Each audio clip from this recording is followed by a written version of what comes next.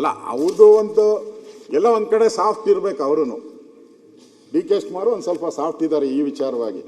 ಯಾಕೆಂದ್ರೆ ಅವ್ರು ಹೇಳಿದ್ದಾರೆ ಕಟ್ಟಡಗಳ ಎತ್ತರದ ಮಿತಿ ಪರಿಶೀಲನೆ ಅಂತ. ಕೆಲವು ಸರಿ ಮೌನವೂ ಸಮ್ಮತಿಯನ್ನ ಸೂಚಿಸುತ್ತೆ.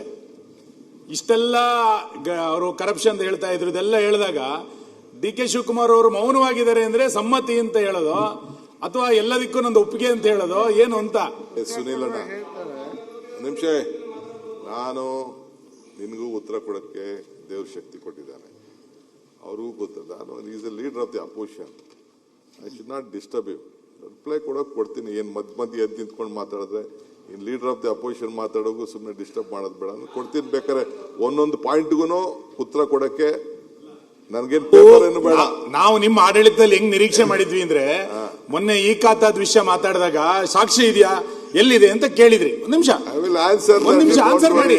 ಈ ತರದೊಂದು ದಾಖಲೆ ಸಮೇತ ಅವ್ರು ಕೊಟ್ಟಾಗ ನಿಮ್ಮ ಆಡಳಿತ ಚೆನ್ನಾಗಿದೆ ಅಂತ ಆಗಿದ್ರೆ ನೀವು ಸ್ಪಾಟ್ ಅಲ್ಲಿ ಸಸ್ಪೆಂಡ್ ಮಾಡ್ತೀರಿ ಅಂತ ನಿಂತ್ಕೊಂಡು ಅಂತ ಹೇಳ್ತಾ ಇದ್ದೆ, ಅನ್ಕೊಂಡಿದ್ದೆ.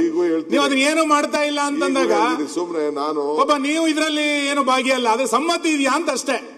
ನಿಮ್ ಸಮ್ಮತಿ ಇರ್ಬೇಕಷ್ಟೇ, ನಮ್ ಸಮ್ಮತಿ ಇಲ್ಲ. ಈಗೂ ಫೋನ್ ಪೇ ಕೊಟ್ಟಿದ್ದಾರೆ, ಎಲ್ಲದೂ ಕೊಟ್ಟಿದ್ದಾರೆ, ಇನ್ನೇನ್ ಬೇಕು, ಇನ್ನೇನ್ ದಾಖಲೆ ಬೇಕು? ಉತ್ತರ ಕೊಡೋ ಟೈಮಲ್ಲಿ ಉತ್ತರ ಏನ್ ಬೇಕೋ ನಾನು ಹೇಳ್ತೀನಿ. ಈಗ ಯಾಕೆ ಸುಮ್ಮನೆ ಬೇಕಾದ್ರೆ ಡಿಸ್ಟರ್ಬ್ ಮಾಡುವಂತ ಅಂದ್ರೆ ಎಲ್ಲರೂ ನಾನೊಬ್ನೇ ಅಲ್ಲ, ಇಲ್ಲಿ ಇರೋರೆಲ್ಲ ಎದ್ದು ನಿಂತ್ಕೋತಾರೆ, ಆಲ್ ಬೇಕಾದ್ರೆ ಎದ್ದು ನಿಂತ್ಕೋತಾರೆ. ನಾನು ಸುಮ್ನೆ ಮಾತಾಡಕ್ ಬಿಟ್ಟಿದ್ದೀನಿ. ಇವತ್ತು ಅವ್ರನ್ನ ನಿಲ್ಸ್ಕೊಳ್ಳಿ, ಅವ್ರನ್ನೆಲ್ಲ ಯಾವಾಗ ಬೇಕಾವಾಗ ನಿಲ್ಸ್ಕೊಳ್ಳಿ. ಈ ಆನ್ಸರ್ ನಿಲ್ಸ್ಕೊಳ್ಳೋದು ಬೇಡ ನೀವು. ಅವ್ರಿಗೆ ಯಾವಾಗ ಬೇಕಾವಾಗ ನಿಲ್ಸ್ಕೊಳ್ಳಿ, ಏನ್ ತೊಂದ್ರೆ ಇಲ್ಲ. ಉತ್ತರ ಕೊಡಿ. ಈಗ ಎಲ್ಲರೂ ಮಾತಾಡ್ತಿರಲ್ಲ,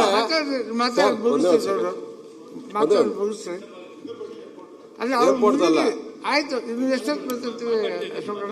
ಅಧ್ಯಕ್ಷರೇ, ನಮ್ದೇನು ಗೊತ್ತಿಲ್ಲ, ಅವರು ಕೇಳ್ತೀನಿ ಅಂತ ಹೇಳಿದ್ದಾರೆ. ಮತ್ತೆ ಫ್ಲೈಟಿಗೆ ಹೋಗಕ್ ಲೇಟ್ ಆಗತ್ತೆ ಅಂತ ನೀವೇ ಹೇಳ್ತಿದ್ರಿ. ಇಲ್ಲ, ನಮ್ಗೆ ಕ್ಯಾನ್ಸಲ್ ಮಾಡ್ಕೊಂಡ್ರು ಅವಾಗ ಮುಂದಕ್ಕೆ 1 ಅವರ್ ಮುಂದಕ್ಕೆ ಅವರೇ ಹೇಳಿದ್ದಾರೆ. ಈಗ ಈ ಏರ್ಪೋರ್ಟು ಬೆಂಗಳೂರು HAL ಏರ್ಪೋರ್ಟ್ ಇರ್ಬೋದು, ಇಂಟರ್ನ್ಯಾಷನಲ್ ಏರ್ಪೋರ್ಟ್ ಇರ್ಬೋದು, ಜಕ್ಕೂರ್ ಇರ್ಬೋದು, ಈ ಏರ್ಪೋರ್ಟ್ಗಳ ಸುತ್ತಮುತ್ತ ಇರ್ತಕ್ಕಂಥದ್ದಕ್ಕೆ ಕಟ್ಟಡಗಳ ಎತ್ತರ ಮಿತಿಯನ್ನು ಪರಿಶೀಲನೆ ಮಾಡಬೇಕು ಅಂತೇಳಿ ಸನ್ಮಾನ್ಯ ಡಿ ಕೆ ಶಿವಕುಮಾರ್ ಅವರು ಕೆ ರಾಮಮೋಹನ್ ನಾಯ್ಡು ಅವರ ಜೊತೆ ಚರ್ಚೆ ಮಾಡಿದ್ದಾರೆ. ಕೇಂದ್ರದ ಸಚಿವರು, ಇದು ವಿಮಾನಯಾನ ಸಚಿವರು. ಅದ್ರಲ್ಲಿ ಜಕ್ಕೂರು ಇದೆಯಾ ಅಂತ ನನ್ನ ಡೌಟ್ ಅಷ್ಟೇ. ಜಕ್ಕೂರು ಇಂಟೆನ್ಷನ್ ಇಟ್ಕೊಂಡು ಹೇಳಿದಾರ ಅಥವಾ ಜನರಲ್ ಆಗಿ ಹೇಳಿದಾರ, ಅದನ್ನು ಅವ್ರು ಕ್ಲಾರಿಫೈ ಮಾಡಬೇಕು. ಯಾಕಂದ್ರೆ ರೈಸ್ ಮಾಡೋದು ಇದು ಏನಾದ್ರು ಒಂದು ರೆಕಾರ್ಡ್ ಹೋಗ್ಲಿ ಬಿಡಿ. ಈಗ ನಾನು ರಾಮಮೋಹನ್ ನಾಯ್ಡುನ ಭೇಟಿ ಮಾಡೋದು ನಿಜ. ಇಡೀ ದೇಶದಲ್ಲೇ ಒಂದು ಮಾದರಿ ಇದೆ, ಕರ್ನಾಟಕ ರಾಜ್ಯದಲ್ಲಿ ಒಂದು ಮಾದರಿ ಇದೆ.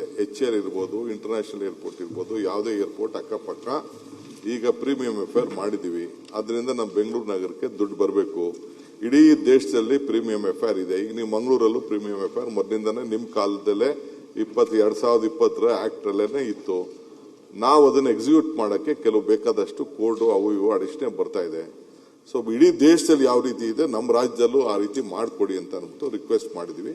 ಈಗ 0.6 ವರೆಗೂ ಕೂಡ ನಾವು ಹಿಂದೆನೆ 2004 ಏನು ಅಮೆಂಡ್ಮೆಂಟ್ ಮಾಡಿದ್ರು ಅದಕ್ಕೆ ಅವಕಾಶ ಮಾಡಿಕೊಟ್ಟು ಆ ದೃಷ್ಟಿಯಿಂದ ಅವ್ರಿಗೂ ರಿಕ್ವೆಸ್ಟ್ ಮಾಡಿದ್ವಿ. ಅವ್ರಿಗೆ ಇವ್ರಿಗೆ ಇವು ಶಿಫ್ಟ್ ಮಾಡೋದು ಮತ್ತೊಂದು ಮಾಡೋ ವಿಚಾರ ನಾವೇನು ಹೇಳಿಲ್ಲ. ಇವು ಅಲೋ ಏನು ಕೋನ್ ಬಿಟ್ಬಿಟ್ಟು ಮಿಕ್ಕಿದ ಏರಿಯಾಗಳಿಗೆ ಇನ್ ಸ್ವಲ್ಪ ಅಲೋ ಮಾಡಿದ್ರೆ ಜನ ಪ್ರೀಮಿಯಂ ಎಫ್ಐಆರ್ ತಗೊಳ್ತಾರೆ, ನಮ್ಮ ಸರ್ಕಾರಕ್ಕೂ ದುಡ್ಡು ಬರ್ತದೆ. ಅಷ್ಟು ಹೇಳಿವೆ ಹೊರತು, ಅಷ್ಟರಲ್ಲೇ ನಾವಿದ್ದೀವಿ ಹೊರತು ಇನ್ನು ಅವರು ನಮ್ಮ ಸೆಂಟ್ರಲ್ ಗೌರ್ಮೆಂಟ್ಗೆ ಇವರು ಡಿಫೆನ್ಸ್ ಮಿನಿಸ್ಟರ್ಗೆ ನಾವು ಕಳಿಸ್ಕೊಡ್ತೀವಿ ಅಂತ ಅವ್ರು ಹೇಳಿದ್ದಾರೆ. ಡಿಫೆನ್ಸ್ ಮಿನಿಸ್ಟರ್ಗೆ ಒಂದು ಪತ್ರ ಕೂಡ ನಾನು ಬರಿತಾ ಇದ್ದೀನಿ ಆ ವಿಚಾರದಲ್ಲಿ. ಹಿಂದೆ ರಾಜನಾಥ್ ಸಿಂಗ್ ಅವರು ಬೆಂಗಳೂರು ಬಂದಾಗ ಈ ವಿಚಾರ ಪ್ರಸ್ತಾವನೆ ಮಾಡಿದ್ದೀನಿ. ಯಾಕೆಂದ್ರೆ HAL ಕ್ಲೋಸ್ ಆಗಿದೆ, ಅಲ್ಲಿ ಯಾವುದು ಟ್ರೈನಿಂಗ್ ಏನಿಲ್ಲ. ಏನಿದ್ರು ತುಮಕೂರಿಗೆ ಇವ್ರು ಜಾಗ ಕೊಟ್ಟರು, ಎತ್ಕೊಂಡೋಗಿ HAL ಹೆಲಿಕಾಪ್ಟರ್ ಡಿವಿಷನ್ ಅಲ್ಲಿ ಮಾಡಿದ್ವಿ. ಸೊ ಪರ್ಮಿಷನ್ ಕೊಡಿ, ಇನ್ನು ಸ್ವಲ್ಪ ಎನ್ಹಾನ್ಸ್ ಮಾಡೋಕ್ಕೆ ಹೈಟ್ನ ಅಂತ ಒಂದು ರಿಕ್ವೆಸ್ಟ್ ಮಾಡಿದ್ವಿ. ಅದು ನೆಕ್ಸ್ಟ್ ಮೀಟಿಂಗ್ ಅಲ್ಲಿ ಆಗ್ತದೆ. ಇದು ಯಾವುದು ಜಕ್ಕೂರ್ ವಿಚಾರ ನಾವು ಪ್ರಸ್ತಾವನೆನೂ ಮಾಡಿಲ್ಲ, ಅದು ಸಂಬಂಧನೂ ಪಟ್ಟಿಲ್ಲ. ತಾವು ಹೇಳ್ದಂಗೆ ಬಂದಿತ್ತು, ಈ ಸಬ್ಜೆಕ್ಟ್ ಬಗ್ಗೆ ಬಂದಿತ್ತು. ಬಂದಾಗ ನಮ್ಮ ಕೃಷ್ಣ ಬೈರೇಗೌಡರು ಏನು ಸ್ಟ್ಯಾಂಡ್ ಹಿಂದೆ ಏನು ಹೇಳಿದ್ರು, is also on the same stand. Government ಕೂಡ ಅದಕ್ಕೆ ಸಮ್ಮತಿಯಾಗಿ ಚೀಫ್ ಮಿನಿಸ್ಟರ್ ಕೂಡ ಅದಕ್ಕೆ ಒಪ್ಪಿದ್ದಾರೆ. ಈಗ ನಾವು ಅದ್ರ ಬಗ್ಗೆ ಸದ್ಯಕ್ಕೆ ಯಾವ ವಿಚಾರ ಕೂಡ ನಾವು ಚರ್ಚೆ ಮಾಡ್ತಾ ಇದ್ದೀವಿ. ಜಾರ್ಜ್ ಅವರು ಕಾಂಪ್ಲೆಕ್ಸ್ ಮುಗೀತು. ಇನ್ನೊಂದು 2 ಸಬ್ಜೆಕ್ಟ್ ಅಷ್ಟೇ ಮುಗ್ದೋಯ್ತು. ಮೇಜರ್ ಇರೋದೆಲ್ಲ ಮುಗ್ದಿದೆ ಅಧ್ಯಕ್ಷ. ಇನ್ನೂ ನಡೆಸ್ಬೇಕಲ್ಲ ನಾಳೆ ಗುರುವಾರದ ಅಲ್ಲ ಬಿಲ್ ಒಂದು ಕ್ಲಿಯರ್ ಅದಕ್ಕೆ ಫ್ಲೈಟ್ ಅಲ್ಲ, ಇದು ಈಗ ಜನ ಏನಾಗಿದ್ದಾರೆ, ಈ ಜಕ್ಕೂರ್ ಏರೋಡ್ರಮ್ ಉಳಿಸಿ ಅನ್ನುವಂತ ಒಂದು ಅಭಿಯಾನ ಇದು ಈ ಬೆಂಗಳೂರು. ನಾನು ಅದಕ್ಕೆ ಹೇಳಿದೆ ನಿಮ್ಗೆ, ಬೆಂಗಳೂರು ಒಂದು ಇಡೀ ರಾಜ್ಯದ ಎಂಜಿನ್ ಇದ್ದಂಗೆ, ಇದು ಹಣ ಕೊಡುವ ಎಂಜಿನ್ ಇದ್ದಂಗೆ. ಇಲ್ಲಿ ಬದುಕುವಂತ ಜನಕ್ಕೂ ಇಲ್ಲಿರೋ MLAಗಳೆಲ್ಲರದು ಮನೆ ಇದೆ ಇಲ್ಲೇ, ಎಲ್ಲ ಇಲ್ಲೇ ಇರೋದು. ಅದಕ್ಕೆ ಅವ್ರಿಗೂ ಇಂಪಾರ್ಟೆಂಟ್, ಎಲ್ಲರಿಗೂ ಕೂಡ ಇಂಪಾರ್ಟೆಂಟ್. ಬೆಂಗಳೂರು ಉಳಿದ್ರೆ ಎಲ್ಲರೂ ಉಳಿತಾರೆ. ಅದಕ್ಕೋಸ್ಕರ ಈಗ ಒಂದು ಅಭಿಯಾನ ಶುರುವಾಗಿದೆ, ಜಕ್ಕೂರ್ ಏರೋಡ್ರಮ್ ಉಳಿಸಿ ಅಂತೇಳಿ. ಈಗ ಇವರು ನಮ್ಮ AT ರಾಮಸ್ವಾಮಿ ಜಮೀನುಗಳು ಉಳಿಸ್ಬೇಕು ಅಂತ AT ರಾಮಸ್ವಾಮಿ ಅವರು ಕೂಡ ಹೋರಾಟ ಮಾಡಿದ್ದಾರೆ. ಅವರು ಕೂಡ ಇದಕ್ಕೆ ಹೇಳಿದ್ದಾರೆ, ಪಾರಂಪರಿಕ ತಾಣವಾಗಿ ಉಳಿಸಿಕೊಳ್ಳಬೇಕು, ಪರಿಸರವನ್ನು ರಕ್ಷಿಸಿಕೊಳ್ಳಬೇಕೆಂಬ ದೃಷ್ಟಿಯಿಂದ ಸರ್ಕಾರ ಆಲೋಚಿಸಬೇಕು.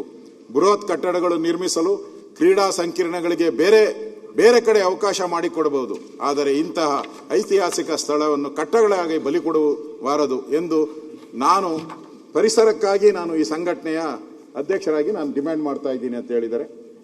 ಗಿರ್ವಿ ಇಡಬಾರದು ಅಂತ ಕ್ಯಾಪ್ಟನ್ ಗೋಪಿನಾಥ್ ಹೇಳಿದ್ದಾರೆ.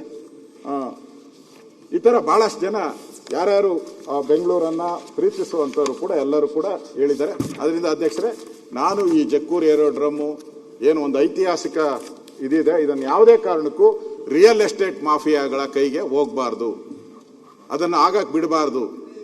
ಹಿಂದೆ ನಿಮ್ಮ ಸರ್ಕಾರ ಇದ್ದಾಗ ಅದನ್ನು ಕ್ಲಬ್ ಮಾಡಕ್ಕೆ ಹೊರಟಿದ್ರಿ, ಅದಕ್ಕೂ ಕೂಡ ನಮ್ಮ ಸರ್ಕಾರ ಇದ್ದಾಗ ತಡೆ ಮಾಡಿದಿರಿ, ಅದನ್ನು ಕೂಡ ಇದಾಗಕ್ಕೆ ಬಿಡಬಾರ್ದು. ಅಶೋಕ್ ಹೇಳಿ, ನಾನು ನಿಮ್ದು ಕಾಲದಲ್ಲಿ ಏನೇನು ಕೊಟ್ರಿ ಅಂತೆಲ್ಲ ನಾನು ಡಿಬೇಟ್ ಬೇಡ. ಏನೇನಾಯ್ತು, ಯಾವ್ದಾದ್ರು PPP ಮಾಡ್ಲಿಕ್ಕೋಯ್ತು, ಯಾವ್ದಾದ್ರು ಅಗ್ರಿಮೆಂಟ್ ಆಯ್ತು, ಇದು ಬೆಗ್ಗರ್ ಕಾಲೋನಿ ಏನಾಯ್ತು, ಅದೆಲ್ಲ I don't want to disclose. ಈಗ ಚರ್ಚೆ ಮಾಡೋದು ಬೇಡ. ಈ ಸ್ವಂತ ಒಂದು ಪ್ರೈವೇಟ್ ರಸ್ತೆಗೆ ಹೋಗುವಂತ ಜಾಗನ ಹೆಂಗ್ ಪ್ರೈವೇಟ್ ಅವ್ರದ್ದಾಗ್ತದೆ? ಯಾವ ಗೌರ್ಮೆಂಟ್ ಆದ್ರೂ ಆ ರೀತಿ ಯೋಚನೆ ಮಾಡ್ತಾರೆ? ಯಾವುದು ಅಂತ ಯೋಚನೆನೇ ಇಲ್ಲ. ಏನಾರು ಇತ್ತು ಅಂತ ಅಂದ್ರೆ ಅವ್ರು ಹೇಳ್ದಂಗೆ ಒಂದು ಸ್ಟೇಡಿಯಮು ಇಲ್ಲ ಅಂತಂದ್ರೆ, ನನಗೆ ಪೀಯೂಷ್ ಗೋಯಲ್ ಅವ್ರು ಹೇಳಿದ್ರು ಒಂದು ಭಾರತ್ ಮಂಟಪ ತರ ಏನಾರು ಒಂದು ಮಾಡಿ ನೋಡಿ, ನಾವು ಸ್ವಲ್ಪ ದುಡ್ಡು ಕೊಡ್ತೀವಿ ಅಂತ ಕೂಡ ಹೇಳಿದ್ರು. ಅಂತವೆಲ್ಲ ಬೇಕಾದ್ರೆ ಯೋಚನೆ ಮಾಡಕ್ಕೆ ಚಿಂತನೆಗಳು ನಡೀತಾ ಇರ್ಬೋದು. ಇವತ್ತು ನಾನು ಹೋಗಿ ಅವ್ರು ಹೇಳಿದ ಮೇಲೆ ಭಾರತ್ ಮಂಟಪ ನೋಡ್ಕೊಂಡು ಬಂದೆ. ಆಮೇಲೆ ಇನ್ನೊಂದು ಎಕ್ಸಿಬಿಷನ್ ಸೆಂಟರ್ ಹೊಸದಾಗಿ ಯಶೋಭೂಮಿ ಅಂತ ಒಂದು ಮಾಡಿದ್ದಾರೆ. ಎರಡು ನೋಡಿದ್ದಾರೆ, ಫಸ್ಟ್ ಕ್ಲಾಸ್ ಮಾಡಿದ್ದಾರೆ, ಇಂಟರ್ನ್ಯಾಷನಲ್ ಫಸ್ಟ್ ಕ್ಲಾಸ್ಗೆ ಮಾಡಿದ್ದಾರೆ. ಅಂತವೆಲ್ಲ ನೋಡ್ಕೊಂಡು ಬಂದಿದ್ದೀವಿ. ಏನಾದ್ರು ಕನ್ಸ್ಟೆಂಟ್ಸ್ ಇದೆ, ಈಗ ಬೇಡ, ರಿಪ್ಲೈ ಮಾಡಾಗ ಅದ್ರ ಬಗ್ಗೆ ಮಾತಾಡ್ತೀವಿ. ಆಯ್ತು ಮಾಡಿ, ಉಳಿಸಿ ಅಷ್ಟೇ, ನಮ್ದು ಉಳಿಸಿ. ಅಧ್ಯಕ್ಷರೇ, ಇವತ್ತು ಬೆಂಗಳೂರು ಕಾರ್ಪೊರೇಷನ್ ರಾಮಮೂರ್ತಿ ಕೂತ್ಕೊಳ್ಳಿ, ಮಾತಾಡ್ಲಿಕ್ಕೆ ಎಲ್ಲರಿಗೂ ಗೊತ್ತಿದೆ, ಟೈಮ್ ಇಲ್ಲ ಇಲ್ಲಿ ಮಾತಾಡ್ಲಿಕ್ಕೆ. ಇವತ್ತು ಬೆಂಗಳೂರಲ್ಲಿ ಮುಗಿಸ್ಬಿಡ್ತಿದ್ದಾಳೆ. ಮುಖ್ಯಮಂತ್ರಿಗಳಿದ್ದಾಗಲೇ ಮಾತಾಡಬೇಕು ಅಂತ ತಮ್ಮಲ್ಲಿ ತಿಳಿಸಿದೆ. ಹೌದು, ಹಾಗಾಗಿ ಒಂದೇ